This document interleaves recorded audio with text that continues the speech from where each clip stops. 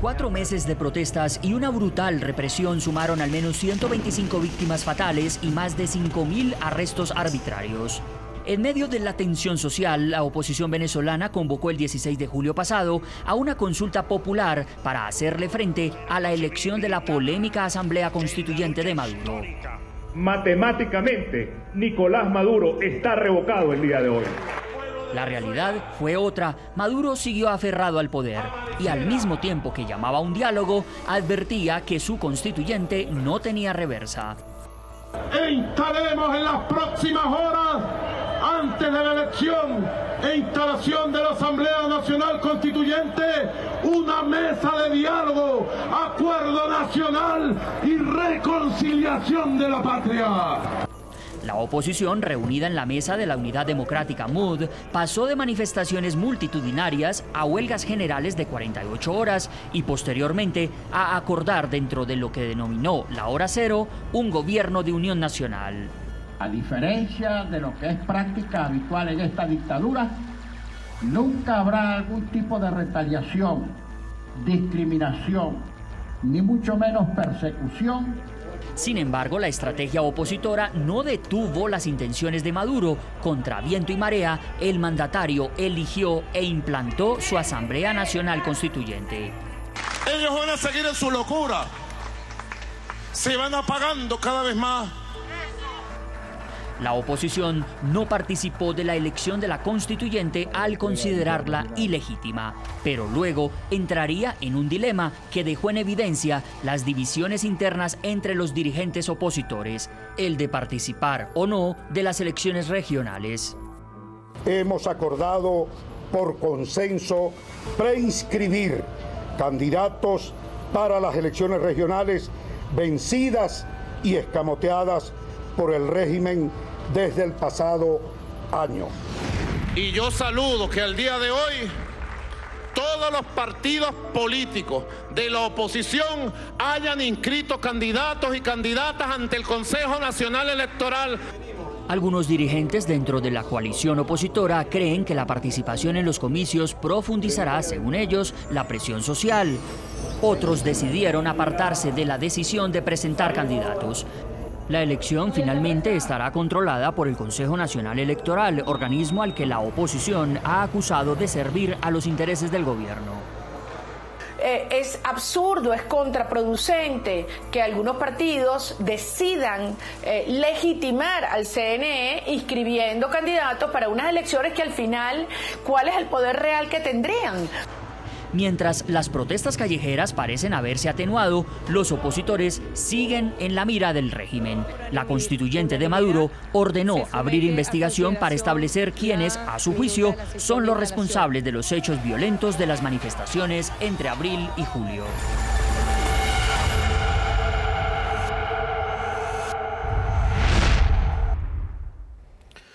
Vamos nuevamente a Madrid, en España, con Miguel Enrique Otero, presidente editor del diario El Nacional de Venezuela. Él está en exilio.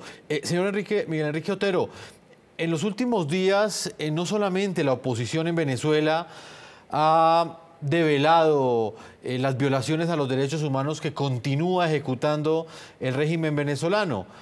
Entró en escena un nuevo actor, que es la exfiscal general Luisa Ortega, quien ya desde el exilio, en ese momento, desde diversos lugares, lo hizo desde Brasil, ha comenzado a hacer una serie de denuncias que muestran los actos de corrupción del régimen chavista. Quiero conocer su opinión específicamente sobre el papel que cree usted que puede jugar la exfiscal en este preciso momento en el cual el régimen de Nicolás Maduro enfrenta uno de sus peores momentos y una de sus principales aliadas en este momento es la encargada de desnudar su régimen a nivel internacional. Bueno, mucha gente critica a la fiscal porque fue parte del régimen, pero en estas dictaduras las decisiones son fundamentales porque los que se salen del régimen tienen la información, tienen, digamos, la aptitud para atacar al régimen, y en el caso de la fiscal más. La fiscal obviamente fue un instrumento del régimen contra la oposición. Yo mismo estoy afuera, en parte por eso, pero Pero lo que quiero decir es que la información que tiene la fiscal, los documentos que ella tiene, su disponibilidad en denunciar en el mundo entero todos los atropellos y todas las violaciones de corrupción y de todo tipo que ha hecho el régimen, son fundamentales, porque ella tiene los documentos. Ella es la que ha estado detrás de todas estas investigaciones que no han llegado a nada, mientras estaba en el régimen. Ahora pueden llegar, o sea, es irrelevante que ella haya sido parte del régimen. Lo importante son todos los casos que están ahí pendientes, que ella los está ventilando internacionalmente. Claro, en Venezuela no lo puede ventilar, porque en Venezuela no hay ningún tipo de justicia, la justicia es un instrumento del Ejecutivo, pero aquí se va a montar, eso va a cambiar, ese régimen no va a durar mucho, y ahí está la fiscal denunciando el régimen con documentos, con pruebas, y eso va a ser un instrumento brutal contra todos esos individuos que han destruido el país y que han cometido todo el tipo de atropellos. Se me agota el tiempo, magistrado. ¿Cuál es su opinión? Yo quiero hacer una precisión conceptual que creo que es muy importante. No es la exfiscal. La doctora Luisa Ortega es la fiscal general de Venezuela. Quien está usurpando su cargo es el señor Tarek William Saab, y lo usurpa porque el órgano que lo designó, conforme al 347 constitucional, no tiene facultad para eso. La constituyente o una constituyente válidamente constituida solo tiene por objeto discutir una constitución. Esa que ellos discutan será sometido al control ciudadano. No tiene posibilidad de realizar actos constituyentes, de tal manera que la señora fiscal Luisa Ortega Díaz está desde cualquier posición, desde cualquier país que ella se encuentre, ejerciendo las competencias. Cualquiera pudiera decirme, bueno, no está en Venezuela y se le dificulta, no importa. En este momento su actividad es jurídicamente política, que la siga haciendo. Quienes están usurpando el cargo en Venezuela es la persona que en su nombre lo está ejerciendo. Y por cierto, creo que es como una coincidencia que en el régimen de Hitler los abogados defensores terminaban siendo abogados acusadores. Y es lo que ha hecho en una voltereta de 180 grados el señor Tarek William Saab. Magistrado Gonzalo Oliveros, muchas gracias por habernos acompañado.